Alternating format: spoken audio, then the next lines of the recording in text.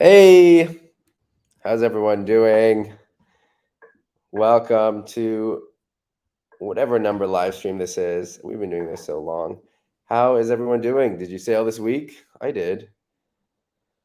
All right, who we got in the chat? Greg, Easter Monday jumping, Friday evening to practice after work in Cornwall. Sounds fun. Tamaz, hey Tamaz. I've seen Tamaz this week. He's on Maui. I want to get a report from you, Tamaz. I think it'd be super interesting. I'm interested in it, but I think other people as well, to hear what your impressions are coming to Maui. You've windsurfed a lot of other spots around Europe. What does it feel like coming to Maui, windsurfing Hokipa? What does that feel like? I want the report, Tomas. All right, Axel in Morocco. Nice. Sounds good.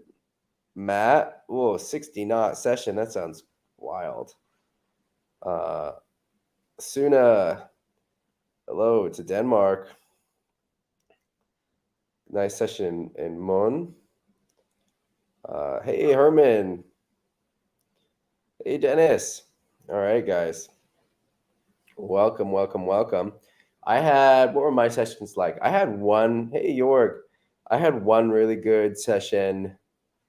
I can't remember what day it was. The waves were up. We had nice swell. It was like mast high, pushing a little bit over mast high on some of the sets. And yeah, I had really fun. I had a nice session.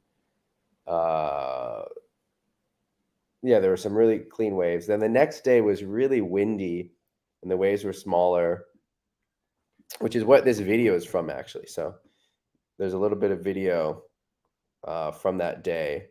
And the session's not, hey, Max. The session, I kind of struggled a bit in this session. I mean, there were moments that were nice, but otherwise, I don't know. I was mistiming things like that 360. So this day, I felt like it was a lot more difficult for me just to find a rhythm, to find a groove with the day. I don't know if it had to do with the wind or the day before. Sometimes after a really good day, it can be hard to get into it again because you're trying to do what you did before. You have the memory of the really good day, which then can kind of get in the way sometimes. But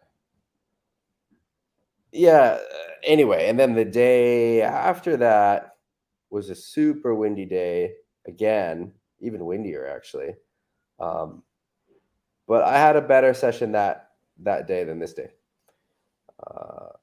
I don't know if there's anything to go through with this video. There's a lot of just nothing waves here. I like that one. I like this kind of style of wave. This, for me, these feel really good to do, where you're coming out of a turn, going right into another turn. Bum bum, finding the rhythm. Max is asking if fatigue plays a role when the sessions are bad. That's a good point. I think that's a good point. Yeah, definitely it can. Definitely it can. This is something that is I recommend people trying, doing these little whitewater climbs where you just kind of come up onto the whitewater section and then just let it push your board around. They're surprisingly easy to do and fun.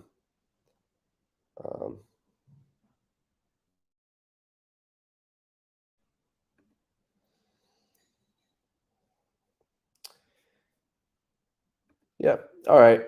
I will load up the Facebook group. Let's get into the coaching. Yeah, I think fatigue definitely plays a role. If you have a really good day, long day, the next day. I mean, sometimes you can have 2 days in a row, but do you feel like you have good performance? But I think it often is the case. If you have a really good day, maybe it's fatigue, maybe it's expectations, but whatever it is, then it can be a bit difficult the second day.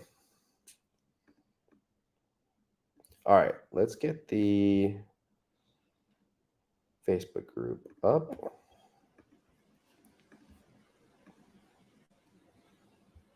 All right, here we are.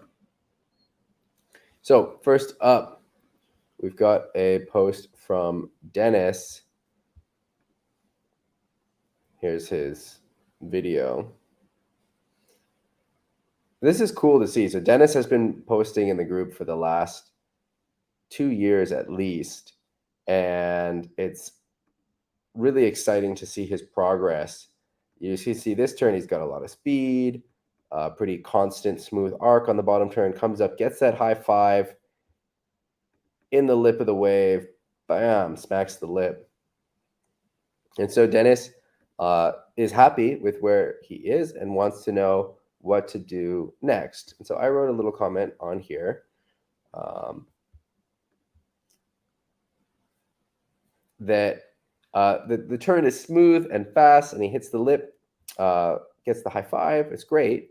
And so from a technical perspective, I think there's two things that you work on. One is widening your grip on the boom on the bottom turn. And then the second one is rotating your hips a little bit more into the turn. So if we look at the turn, if we go back to the video, you can think about putting this backhand back here somewhere for the bottom turn. And you can do that at the start of the bottom turn. So somewhere back, it looks like you've got a mark on your boom. Maybe that's for forward loops or something. So you could put your hand all the way back there also for the bottom turns. And that will give you more control, more power. It's kind of magic. You get that hand way back there with that wide grip on the bottom turns, and things are just easier. It just works better. It's kind of magic. So get that hand back there. That's one technical thing to do. And the second thing is with the hips. We talk a lot about the hips and the knees, and what does that actually mean? So what that means is just this little slight rotation where you're just kind of twisting those hips a bit in the direction of the turn. So right now your hips and your knees, if we look at the line that they're making, everything is pointing this direction. You see what I mean? Dennis, is that clear? Like the direction that it's pointing in this picture? And you can think about try to get it in this direction. And it might not go all the way there, but the more they twist in that direction, the more front foot pressure you'll have, and the easier it will be to lean over the center line of the board, over the rail of the board, to get the board on the rail to do a harder, faster turn. And the reasons for that are just really simple. Like you can stand just in your house and pretend you're on a board and pretend that your hips are pointing this way and feel where your weight is. And then shift your hips a bit and feel where your weight is. And you'll see it goes from the back foot to both feet. And then for leaning, like this, if you want to lean over here, it's hard to do because your body is not facing that way, right? But if you turn your hips and your lower body to face this area over here, it's just easier to lean that way. It's all really simple. I don't want to. It's not anything too complicated, and it will just help you do harder turns, tighter turns, more vertical turns, just everything that you want to be doing.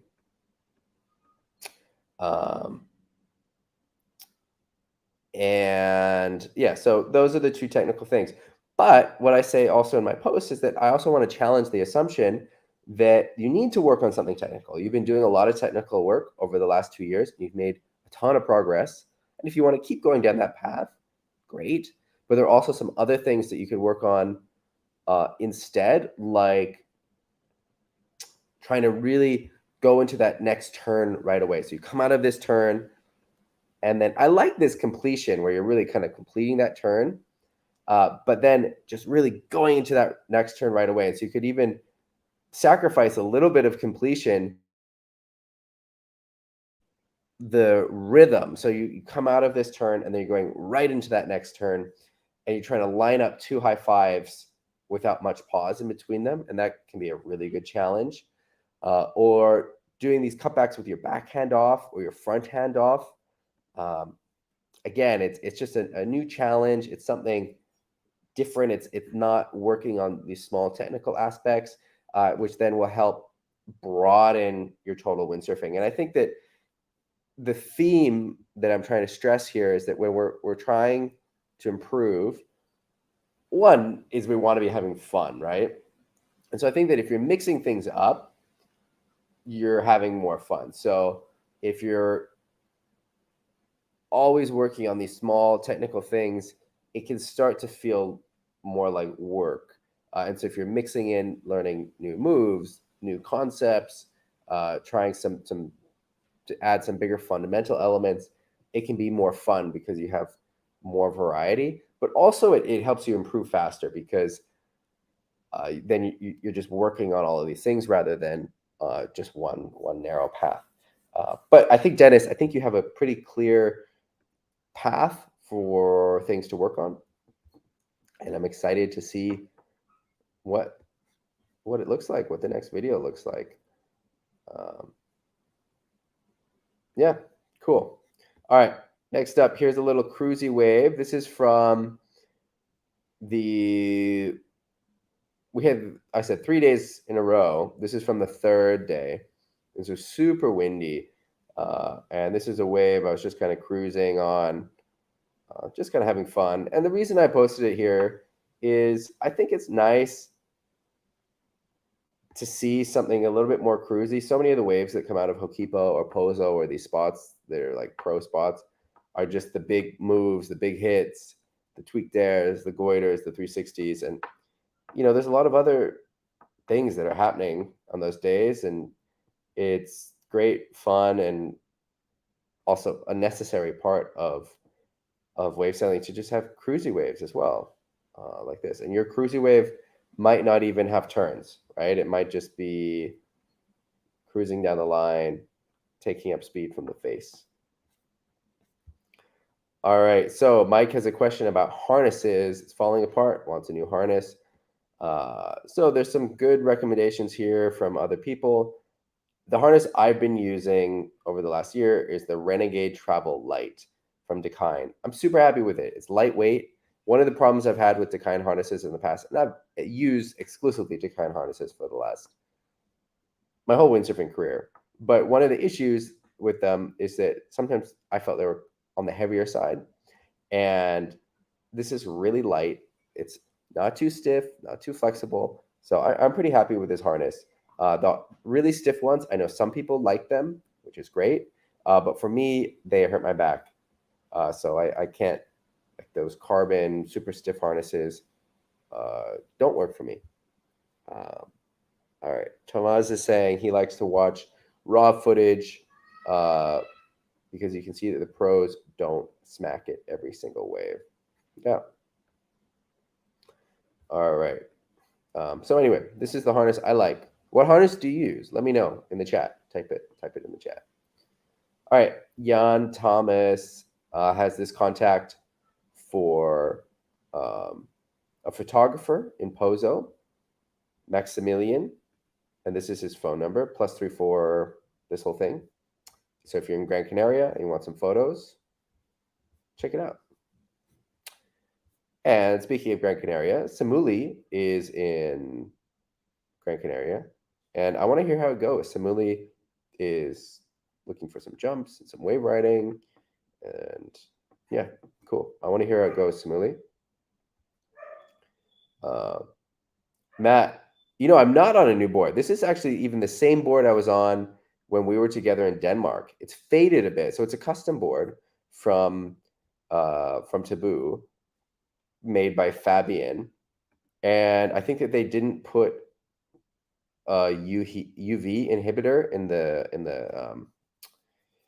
the resin, and so it's faded, and so it looks like a new board. But actually, it's the same board I had when we were together last Denmark.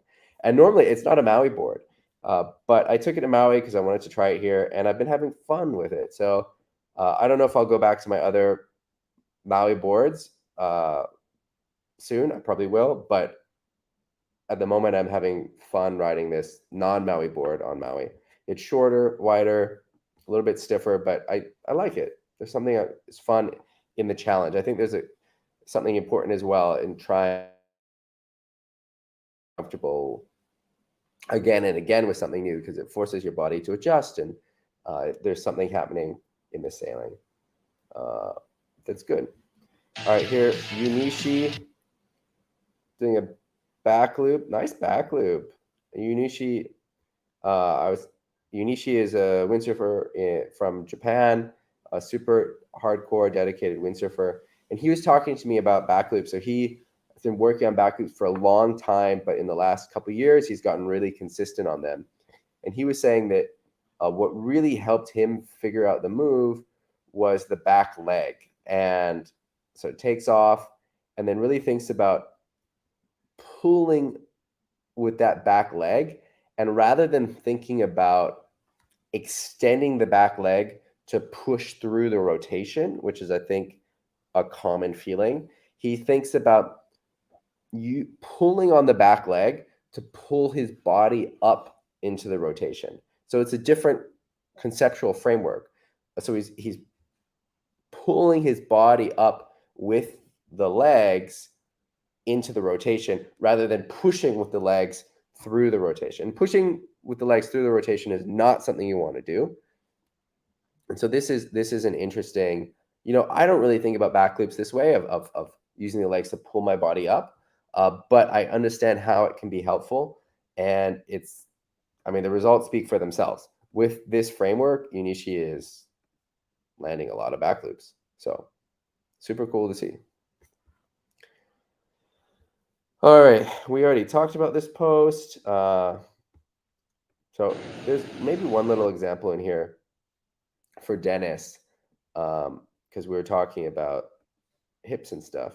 And so we can see, like, here's a good example where we can compare.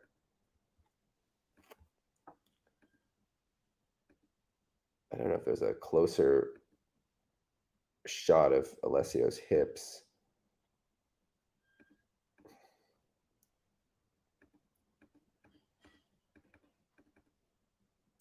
So if we zoom in here, you can see like where the knees and the hips are pointing. So Dennis, this is maybe interesting for you to see. So you can see that, like, the knees are pointing sort of this way, and then he's twisting to hold the sail, so the hips are pointing like this way. And if we go back and we look at your video and kind of compare the angles,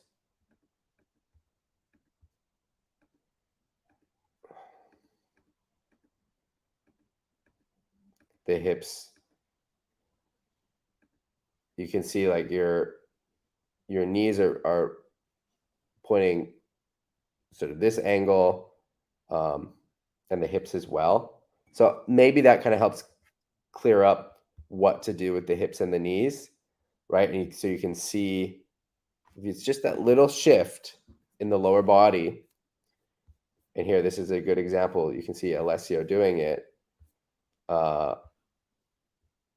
It helps get the body over the center line. So you can see, right, his body is way over the center line of the board, like the mast is, well, the center line is a little bit here, right? And then it helps just put more forward pressure on the rail. It's a really simple thing, but it does make a big difference for those two reasons. All right, we've got some new members. Welcome to the group.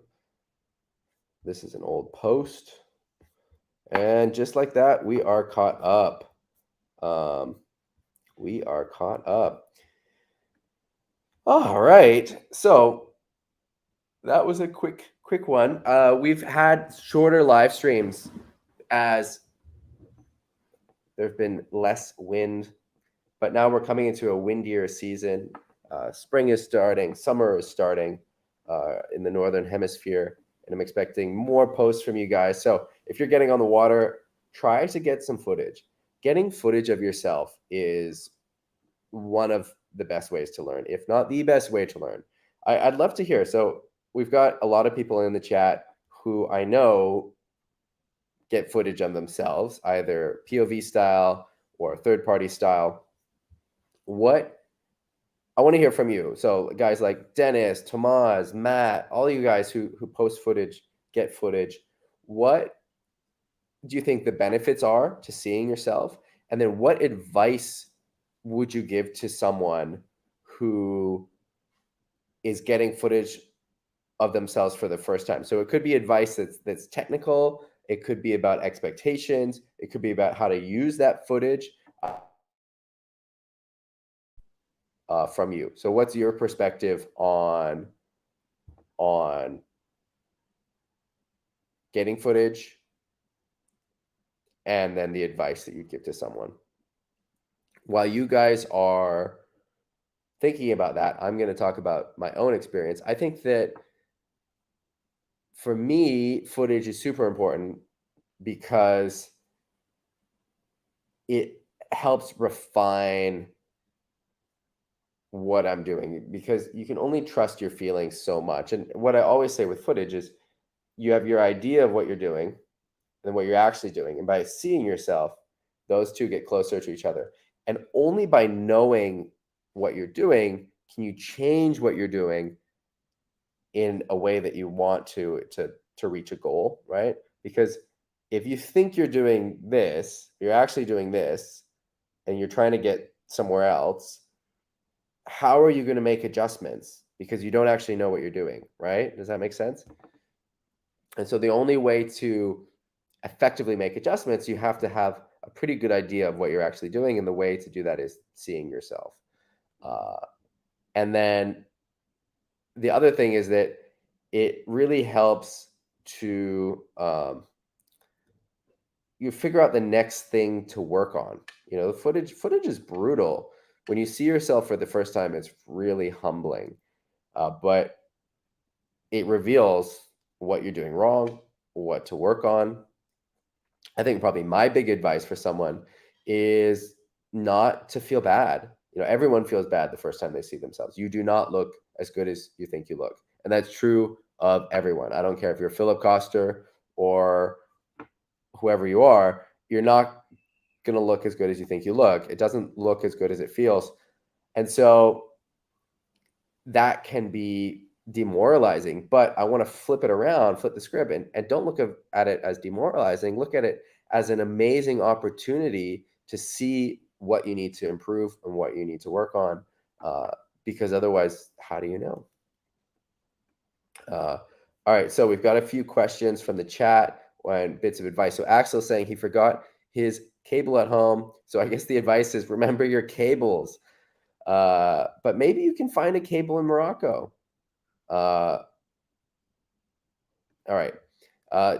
Dennis is saying, keep the filming device simple so you can set it up every time you sail. My progress comes from analyzing my moves and posting it in the community. Nice.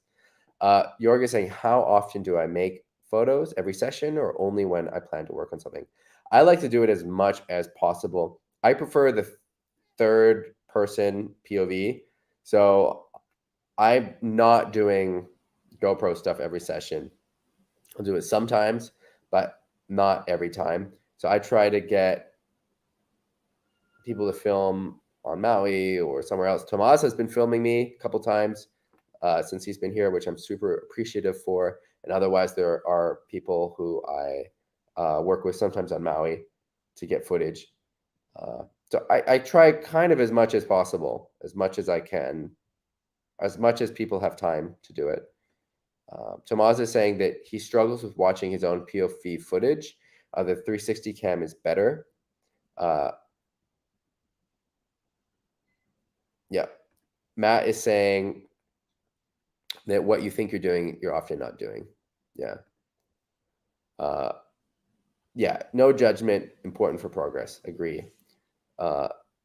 Richie is saying it's difficult to have someone film, and POV is not as useful. Yeah, I agree with that. I think it is difficult to find someone to film, and POV, like first person point of view, and so the GoPros, the action cams, are not as effective as the third person, like having someone from outside. But the angles are getting better. I was really impressed with the angles from Jakob that we looked at last week or 2 weeks ago, that are the angles that Ben Profit suggests in his video, which is the Insta360 with the little extension, the small extension, not the big extension. And that looked pretty good. I felt like we could see a lot of what Jakob was doing. Because the other problem with the the GoPro stuff is you lose a bit of perspective, but I thought that was pretty good. And something is better than nothing. You look, Dennis, for example, he's using a POV camera, and we can see a lot about his body position, how he's hitting the wave. So I wouldn't let that hold you back. Like the POV footage we saw from Dennis with that mass mount shows a ton. There's a ton of information there. Christoph says he always goes with the GoPro on the mast. Nice. Yeah, Tomas, you could come on the next coaching. I'm not really set up for two people here, but we could try to figure that out. That would be funny.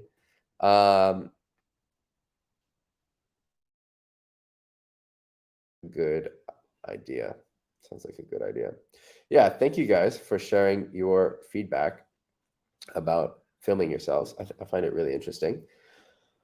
All right, so let's go through. We can go through this little video from that we've already looked at, and I can talk about anything you guys have questions about. And then otherwise, I'm gonna call it a day. Here's a little drone footage, bottom turn, and cut back.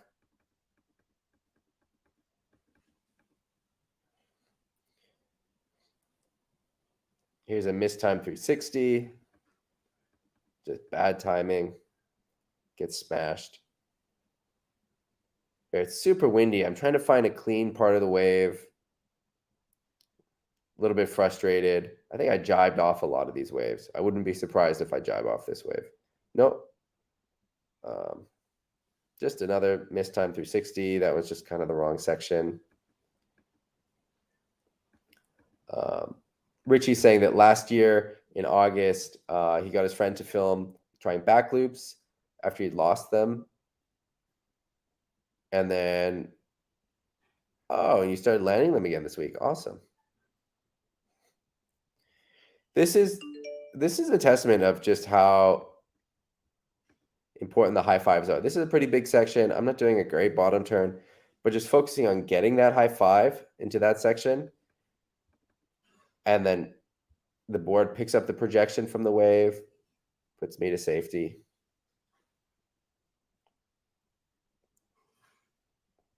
Something about this board, the more onshore board, that you'll notice is it's a little bit harder accelerating to these other sections. So my longer, narrower, normal Hokipa boards would probably do that better. So coming out of this turn, and then I've got to really kind of try and pump and try to get to this section.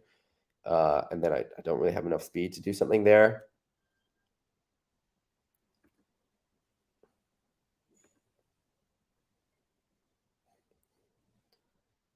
Yeah, again, I was struggling a lot this day. I wasn't very happy with this part of the session.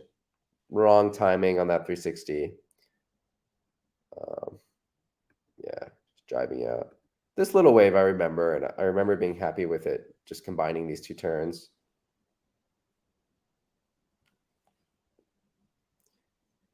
There's another high five.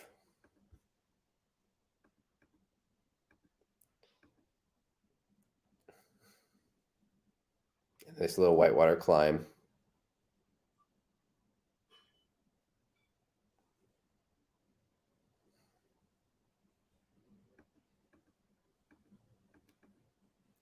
It's an aerial into a one-handed cutback. And that's it from the video. Nice. Walter was skiing. That sounds fun. Powder in the Alps. Sounds cool. All right, guys. I'm going to call it a day. Trees are moving. I don't know how the conditions are. I didn't sail yesterday. When I went down to the beach, there wasn't wind, and then it looked like the wind filled in later, but I was already busy doing something else. I think Tomas had a good session. I'll see how it is today. Trees are blowing. I will see you guys next week. I hope you have a good windy week. And until next week, Sunday, post your photos, comments, videos, questions, concerns, all of the above in the Facebook group. And let's keep the discussion going and rolling there. I've got some questions I'm going to ask. I need your advice on a few things, coaching related. So I will make some posts. Look out for those. All right. Take care, everyone. Goodbye.